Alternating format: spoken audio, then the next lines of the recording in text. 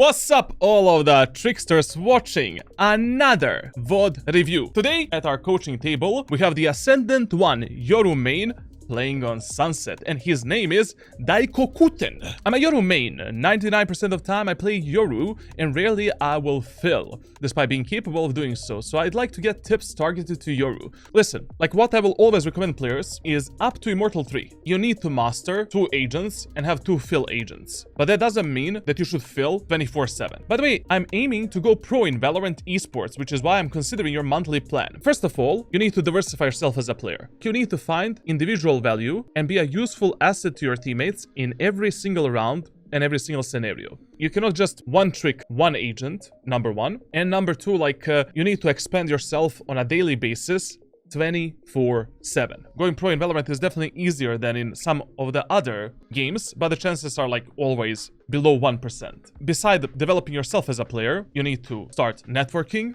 add in some people that you like to play with, and you need to be extremely communicative person. You cannot just be a silent guy like me that is just, my job is just get in a match, win the rounds, win the game, go next. After you do all of this, you need to find that team play value as well. You need to offer something to the team. No matter in which team you play, you need to find where you excel over other players and what you can do better. And then maybe you can think and maybe dream about going pro.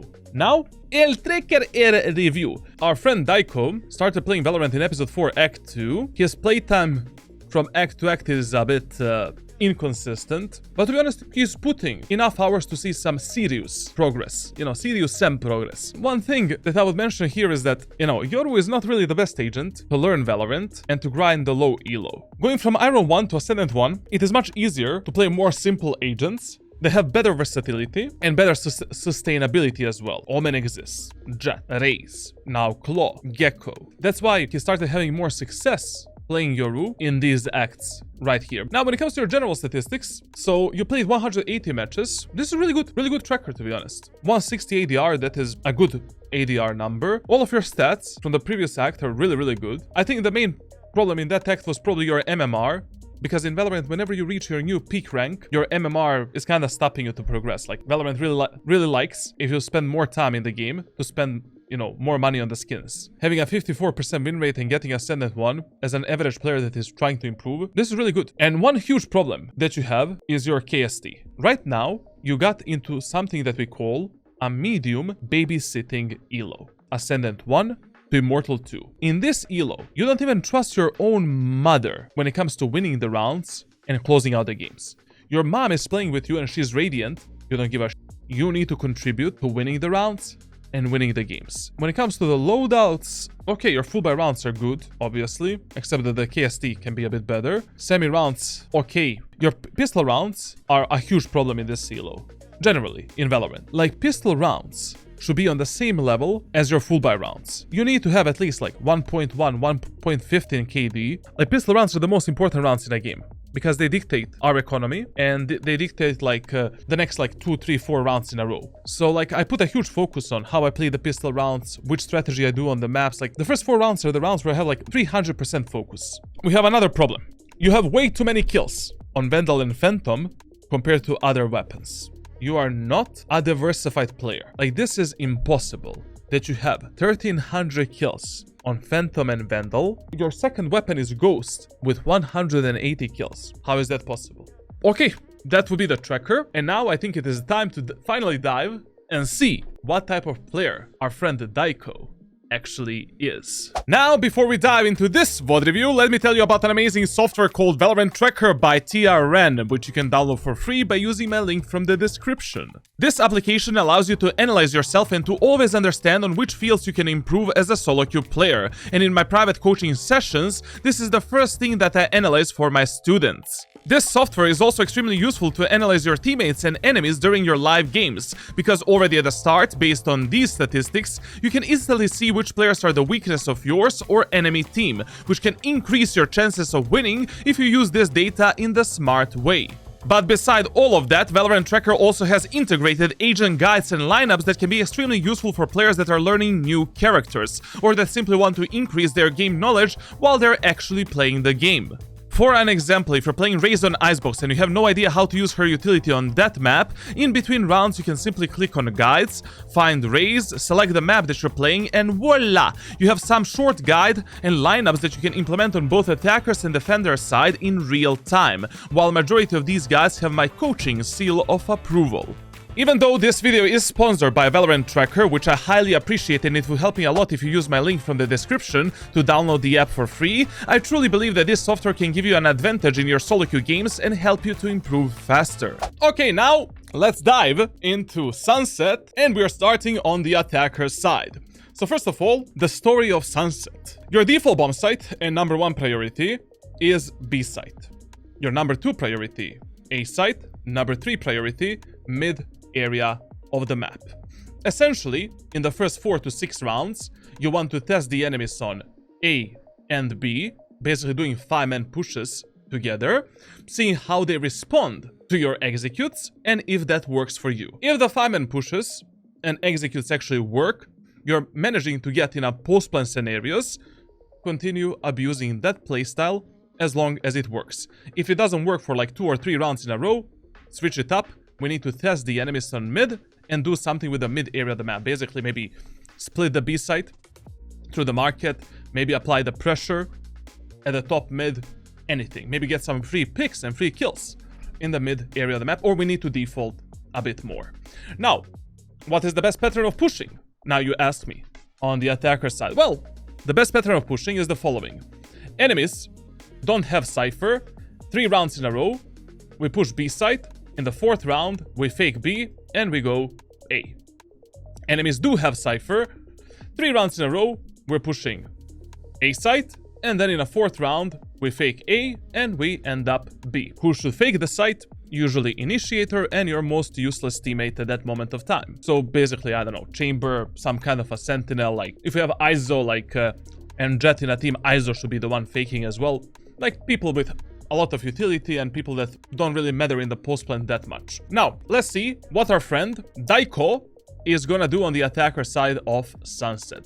What's up, tricksters? My name is Charlatan. I'm an all-time Radiant player since closed beta and the number 1 most experienced Valorant coach. If you enjoy this type of content, don't forget to leave a like, subscribe, and hit the bell icon. If you're interested in coaching yourself, be sure to join my official Discord over at discord.gg/charlatan. Some of the coaches and pro players that you're watching today were actually the students of Papito. Other than that, enjoy in this one, baby. In the first round with Yoru, on the attacker side of 80% of the maps, I would always play Classic Pistol, Light Shield, Fake Out, and 1 Flash. Your main job is to avoid the gunfights in the main areas of the map and to execute the site with a TP, Flash, and Fake Out. Also on Sunset, majority of the gunfights are like medium range and in close range gunfights, so you don't need a Ghost, you don't need a Sheriff, and if one of your teammates die with a Ghost or you kill an enemy with a Ghost, voila, you have a Light Shield and you have a Ghost in your hands and you're a Juggernaut. Now, we're pushing A side. Let's see our team composition.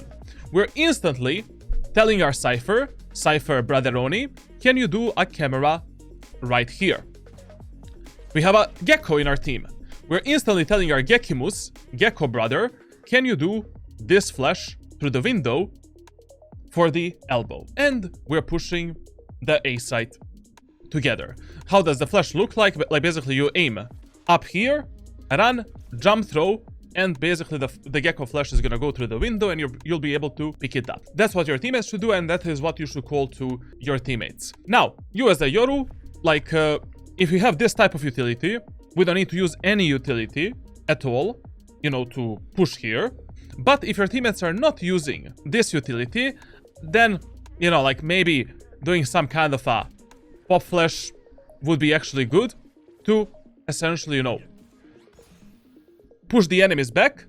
If you don't have any recon tool, any flash on the left, like we really don't want to die in the main areas of the maps and instead of this choke point.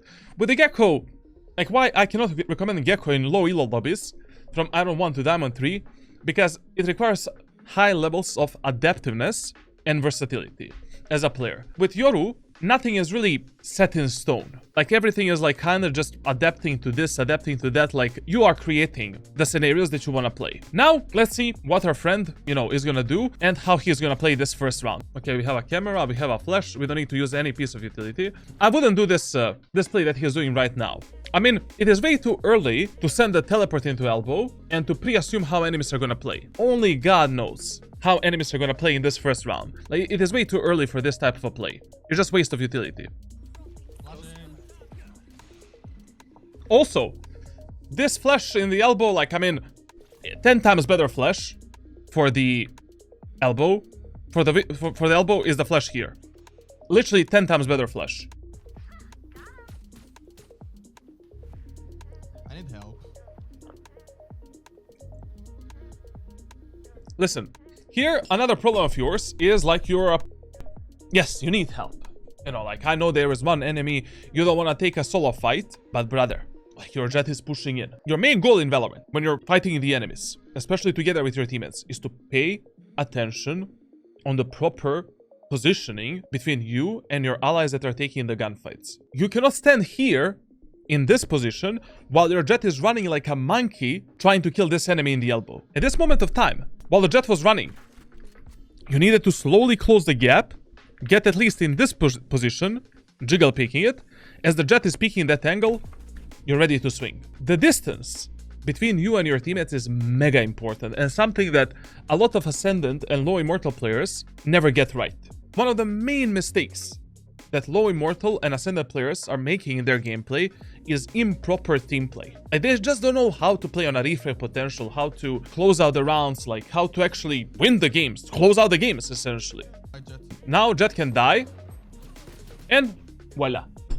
Now instead of playing a 4v3, we're playing a 2v3 scenario. How is that possible? Like you knew the enemy Jett is stuck there. Instead of getting in a better position to isolate a better angle to fight together with your Jett, you're sitting back like, sorry, not sorry. You cannot do that. Like sometimes you need to fight. I mean, you didn't need to fight the enemy Jett in a 1v1 fight. Like obviously, it would be a really, really bad idea to go for a solo peek here and isolate that duel. But as your teammate is creeping in, you had to be ready for that fight. Oh. I don't know why they left the spike get planted. And another mistake here. What type of gun you have and what type of gun enemies have dictate what type of a gunfight you want to take. Like if I see that enemy Jett has a sheriff and she is stuck on the right side position of the elbow, I don't want to fight her in a long range fight. Because on this range where you're standing right now, if you headshot the Jett, she's not gonna die. She's gonna survive with 22 HP. If Jett headshots you, you're dead. So essentially, instead of extending the range between you and Jett, as soon as your Jett died, you were forced to take a fight.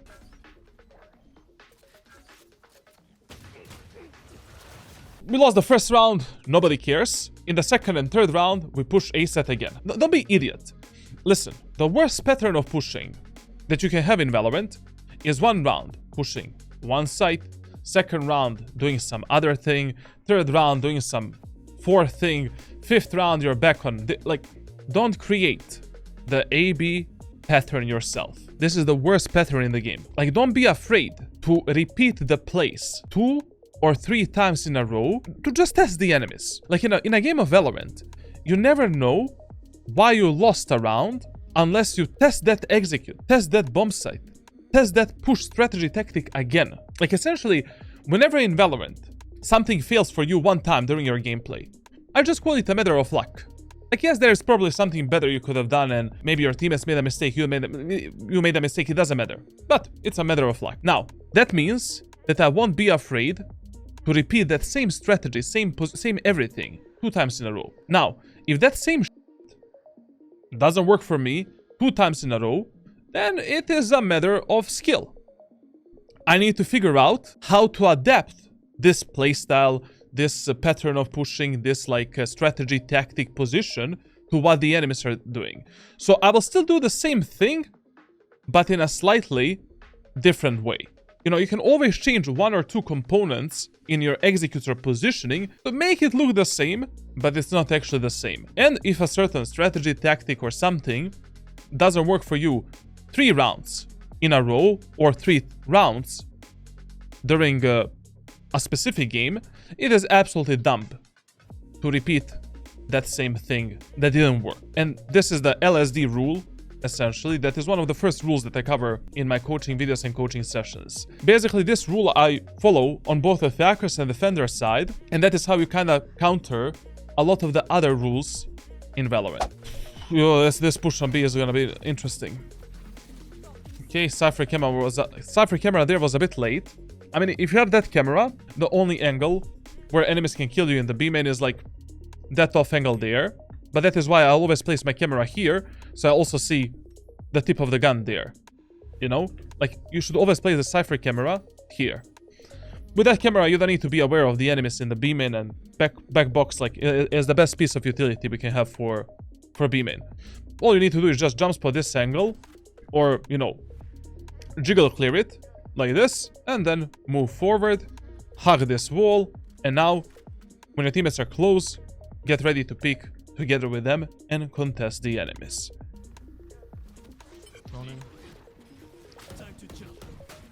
I'm flashing a fit to flash.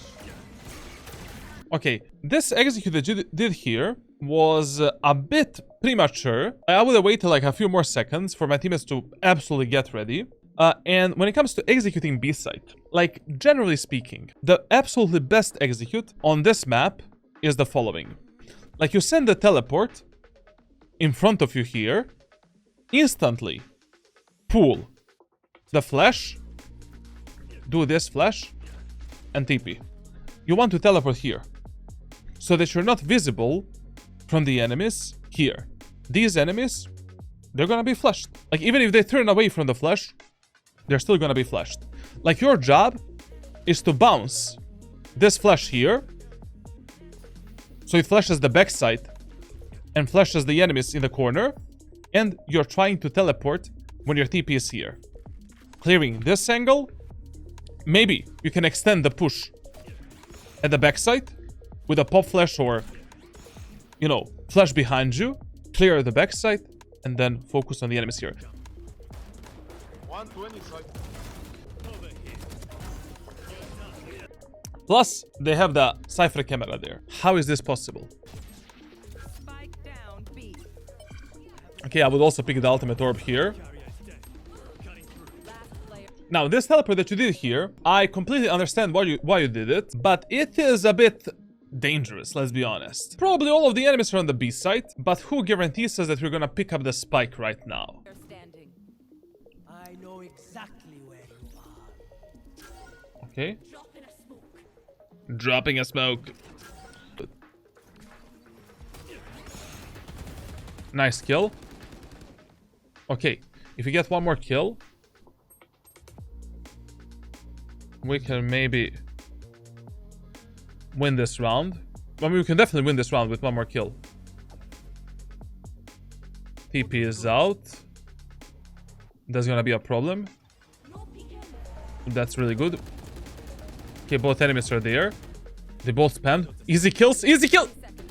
I don't know, man, like, here, when the enemies are spamming like monkeys like this, it's so easy to abuse this shit. Because, like, 2 enemies are spamming the smoke. You just wait for one enemy to start reloading. You peek out, you take a kill. Second enemy is reloading. He needs to hide. You have another 1v1 fight. Like, in this 1v2, without the TP, because TP went out, that's your best bet to actually win this round. One enemy remains.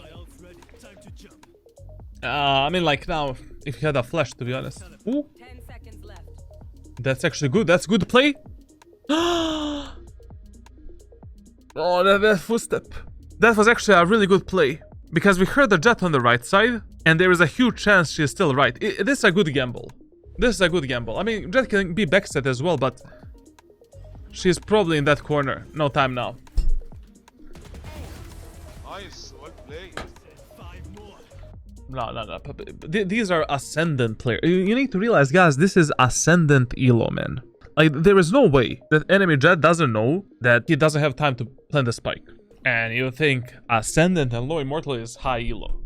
Come on. Okay, and the final thing that I want to mention about your attacker side before we start with the defense is like, whenever you have hyper aggressive teammates, such as your Jet. Your Jet in this match was always dashing in, taking space, trying to fight the enemies, try to fight more with your allies. Having aggressive teammates in Valorant ranked, even if they are stupid, even if they're bad, is still better than having teammates that are passive and bad. If I have a Jet that is not afraid to dash in, to take the fight, I will do everything that is in my capabilities to support that Jet, especially if I'm playing a secondary duelist or I'm playing like any agent. It doesn't matter. You are always late on the attacker side to support your most aggressive teammates. But now, let's dive onto defense. TLDR of Sunset on a defender side. B site is your #1 priority, default bomb site. A site, #2 priority. We don't give a crap about B site and A site defense. Essentially, Sunset is a fast rotation map where you should rotate almost on the first contact or make some kind of a move on the first contact between enemies and your allies. On this map, what is more important is like playing together, playing on a refrag potential, supporting your teammates that have the highest chances of dying, and we always want to have some control in market and top mid. Like top mid and market control is always more important than the control of the B site and A site. You can play retakes 5v5 as much as you want, and you should always value your life more than map control. Unless you're playing some eco rounds, halberd rounds, then you can maybe trade yourself for a few kills, obviously. In the first 4 or 5 rounds, we can play a bit more passively, but if you notice that a passive playstyle is not working for you, then we need to play more aggressive towards the B main or A main area of the map and to search for some picks there. Fortunately enough, you're playing Yoru, and with Yoru there is enormous amount of aggressive plays that you can do in the B main and A main area of the map. Especially if enemies don't have a cipher cam and shit like that. Like, there's so many things you can do, basically. Like, you can tell one of your teammates to destroy the camera, get behind here, you know, shift, put a TP for a fast repositioning. Enemies are coming in, bop, bop, bop, bop, bop, easy kills. Enemies are coming in, bop, bop, bop, easy kills, you know, like, also what we can do, we can place a fake out for the second peak. You know, we do this, try to take a kill, then we do a fake out, enemies get flashed again, bop, bop, bop, take a kill, then we can do another flash, maybe go for another peek, take a kill. Maybe, you know, you don't need to instantly place your teleport to escape. We can maybe place a TP there. And now, enemies are pushing in, bop, bop, bop, bop, bop, bop, bop, bop, bop. Like, you can outplay enemies in so many different ways. Same goes for the aiming as well. Like, what you can do, for an example, is like, put your fake out here, and then we can basically do the fake out, do the flash here. Enemies are gonna shoot the fake out, try to peek with the fake out. That's it. Like, I'm gonna showcase you everything as we go through the VOD. Now, what do we do in the first round with Yoru? In the first round on Sunset, I would always start and play in the market. I would buy a classic pistol, light shield, flash, and fake out. At the start of the round, I'm placing my teleport for a fast rotation towards the A site, closing the market doors, and I'm playing passively the B side with my teammates. Make sure that this teleport always ends up in the CT. Like, you don't want this teleport to end up here, where I did it. Like, basically, you know, this would be good enough, essentially. Like, aiming towards this wall, yeah. TP goes into CT, and then we can TP behind the enemy smoke as they're executing the A site. First round is always a gamble. You know, I play market and I play around B side because that is our default site on this map. But, you know, no one can tell you exactly where the enemies are gonna go. But based on my private stats, like around 60 or 70% of the times, enemies are actually gonna push you on B side in the first round, and only 30 to 40% of the times is going to be the A push. And that's why we play market. With a fake out and flash, rather, you know, you can do so many plays from this smoke here. You don't need to play aggro at all. I let the enemies push a bit. We can place a fake out here. We can do this type of a flash. Use a fake out. Make the enemies think that that's you. pushing out with a flash. Enemies destroy the clone, take a few kills, go back. Adaptiveness is mega important with Yoru. Let's see what you're gonna do. And remember that on Sunset, whenever you're not fighting aggressively for the mid area of the map, always close the market doors. We don't need market. I don't like that. Cutting through. This is also good what you're doing, but the thing is like emphasis to your teammates to always close the market doors. This is a good lineup. This is a good lineup for the A rotation. Good. Not bad. But once again, I would play classic pistol with a flash and fake out. To close the broke market door. Good repositioning. Now. Guardian Raven. Good. Actually, good round. Thus far, good round. Spike We down have spike, we have B. spike. Portal closed. Okay, but we have one problem here. Enemies could have crossed top mid, and right now they can be in the CT. Actually, they're both top mid, okay. And, of course, we're gonna make a El Clasico mistake in these lobbies. We are 3 versus 2. Let's isolate 1 versus 1 and 1 versus 2 gunfights everywhere. What I would do right now, close the market doors, because we still didn't use them, play with my Cypher on a reframe potential, and that's it. And I would leave my Jet to the Jesus Christ. But now pushing this and isolating this 1v1 gunfight, I would never do in my life. Now your Jet and Cypher are taking the fights on mid, and now you need to pray to Jesus Christ that your Jet and Cypher are gonna kill the enemy Cypher. In the elos below Immortal 3, but you never know. You literally never know how these type of scenarios are gonna play out, if you're not the one controlling them. And also here, like, whenever you hear the enemies pushing through some kind of a corridor, medium range or long range corridor, and you have a flash, I mean, like, you know, instant reaction should be like doing some kind of a play like this. Like, not fighting this Jet with a flash ability. Why are you playing Yoru? Go play Reyna then. Go play Aizo. One enemy remaining. No, not... Flash, 19 HP, something. Last player.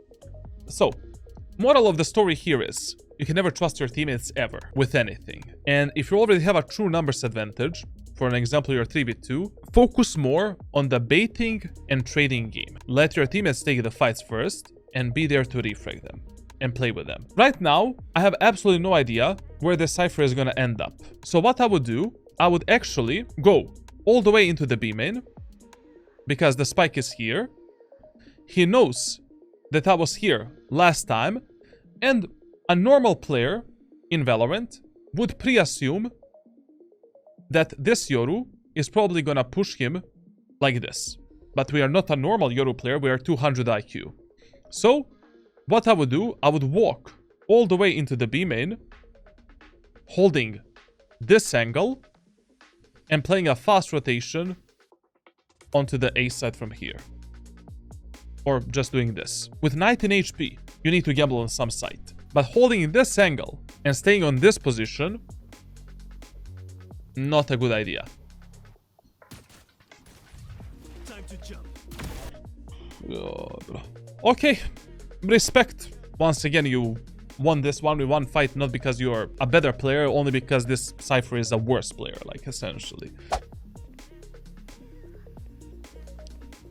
But why are you so overexposed on mid? We are 5v4, we have numbers advantage. Jiggle pick the angles, hold some tight angles. Get ready to refrag your teammates. Who's forcing you to fight? Chill, man. Tuck yourself in. Observe the minimap. Doors are closed. My Gecko is alone on the B side. Okay, he's holding B side. Cypher is in a really fucked up position. Maybe I should rotate into elbow to support my Cypher, because Cypher is playing one and done angle as a Cypher in a numbers advantage situation. Thank you. Bless ya.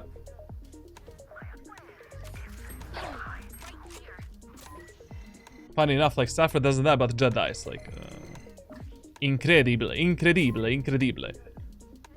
But now enemies are moving into elbow, and what are we doing? We are doing a escape teleport, safe teleport. What the fuck is this teleport for? You're throwing these escape teleports way too early.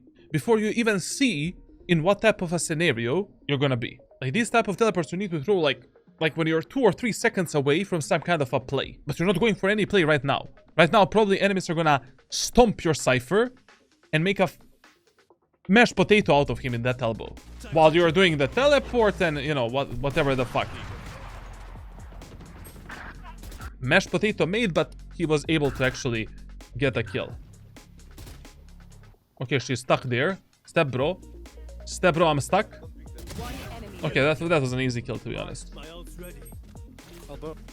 But what you should have done instead of all of this bullshit, while the enemies were revealed on the minimap and they were pressured by your Cypher ultimate, you should have moved into the site and slowly closing the gap with your Cypher and fighting together with him. Like we can send our clone to delay the enemy's push and to delay some time from their execute. And now with the flashes, with the utility, we can support the Cypher, play on the refrag potential. You know, this angle is really good to hide because enemies from the short don't see you, enemies from the elbow don't see you. Wait for the Cypher to pick a fight, and now, voila. Once again, you can do some pop flash, ba-ba-boo, ba-ba-ba. Take a kill. Enemies are pushing A side, no problem. Pop flash, ba-ba-boo, ba-ba-ba. Ba-ba-boo, ba-ba-ba, man. Ba-ba-boo, ba-ba-ba. Like, not One enemy. not otherwise.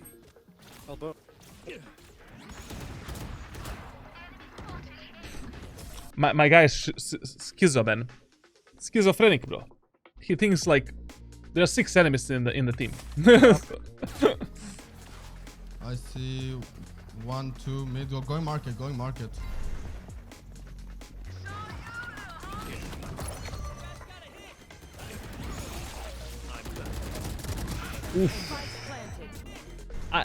I don't know, man.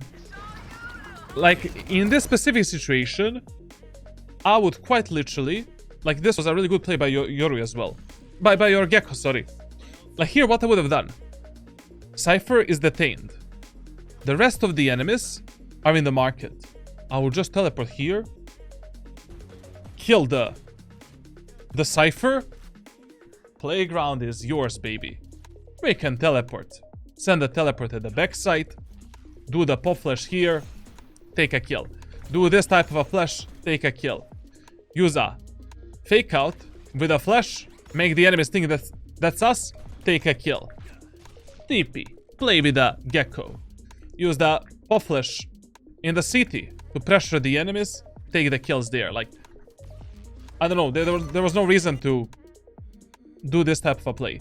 And also another thing that you need to start doing is like, I mean, if you're already close to some corridor control point and you're in the ultimate, feel free to just use the flash, you know, like this, get out and, you know, it's easier for you to dodge the flash instead of using it behind yourself. One enemy remaining. Market, market, market. Okay. Okay. Time to jump. Okay. We're doing something different. Ooh. That. Ah, okay. We're doing it for the insta push. Okay, okay. People be main. But I would much rather use this fake out, not for the information, but rather to fight the enemies. By you doing this, if you just do this, you kind of force the enemies to use some kind of a utility to clear this and to clear the B main area of the map. Put yourself in the enemy's position. Like, we aggress the enemies in the B main 3, 4, 5 rounds during this match. Like 3 rounds, 4 rounds. They're already, you know, their mental is already on the edge.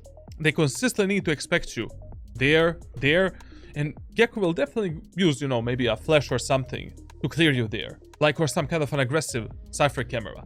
Instead of instantly using a fake out for the information, much better idea would have been to use the fake out to fight the enemies, you know.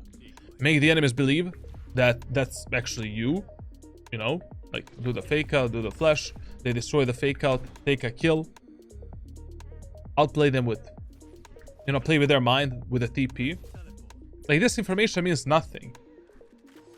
Like, in this round, just destroy the camera. Now, let's fight. This position, I get, like, I mean, how you position yourself on a defender side depends on a lot of factors, like which agents you're playing, what your teammates are doing, what enemies are doing, but one of the main factors that determines where you can and where you cannot play on a defender side is the enemy's abilities, team compositions, and ultimate status. I mean, enemies have a gecko and a gecko with the ultimate. On this position, if you get one kill, you will be lucky. I mean, you're probably gonna escape. You still have a teleport. But why would I position myself like this if the gecko has the ultimate? When I can just play a bit more passively, maybe go for a TP play, you know, flash play, like maybe flash the enemies from the right side, peek from the left side, or just flash the enemies up high, take the kill, TP out. We can still take a kill, dodge the gecko ultimate, and then play retake with the teammates. Or destroy the ultimate and then like...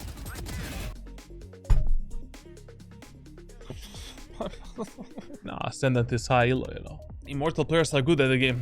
Spike. Spike down B. And also, God gave you this free kill. And you, instead of repositioning in a 5v3 numbers situation with the teleport, respecting the numbers advantage, you decide to fight more. That type of shit I never tolerate when I coach any players in Valorant. Okay, telling a lot of the mistakes, to be honest, for an Ascendant player. In terms of the mechanics, like crosshair placement can be much better. Like angle clearing can be much better, much more methodical. Also, like you have some mechanical mistakes in terms of your teleports and you know how you use your utility. You're pulling out your utility before you even clear the angles. We need to fix these mechanical problems, and I'm gonna give you some kind of aim training routine to work on these problems for the next like 2-3 months. In terms of utility usage, like TP setups can, you know, you can use your teleport at a better moment of time. And your default teleports, especially on a attacker side, they need to be much better. Other than that, I generally don't like doing summaries because if I'm already doing a VOD review for you, I expect you to watch this VOD review from beginning to the end. There's no summaries, bro. No shortcuts here, like. And for all of the other guys and girls and tricksters and tricksetters, thank you for watching another Tier 3 sub VOD review presented by your favorite raiding coach, Charlatano Papito. Leave a like, leave a subscribe, you know, subscribe. Leave a comment, tell me down in the comments, like, if you have any questions about Yoru. And make sure to join my Discord server for coaching, as, you know, also I organize giveaways regularly. And see ya in the next one.